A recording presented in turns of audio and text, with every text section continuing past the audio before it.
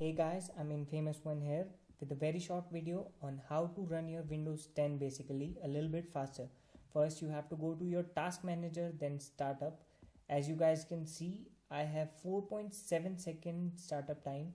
So for that you just have to select that app or item you don't use regularly. Just select that and disable it. As here I'm disabling this Java update.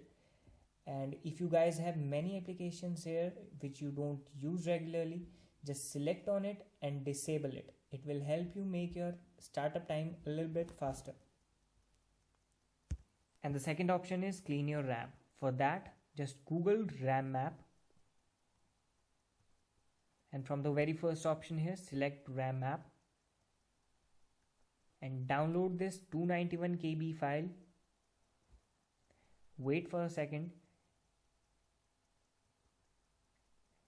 and after that save this file. Open the folder and extract this RAM map.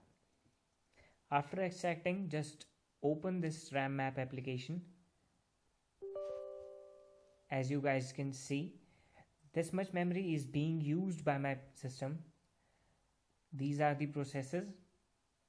For additional, just search here resource monitor,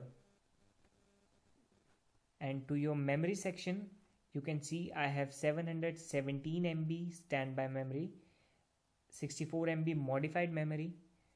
Just go there and empty standby list, and you guys can see my standby memory has been freed. You guys can go again and empty modified, and my modified is being cleaned. And if you need a lot of memory, just go there and empty working set. So as you guys can see, your memory has been cleaned. And guys, make sure if you like my video, just share the video, subscribe to my channel and hit the bell icon. Thank you so much. God bless.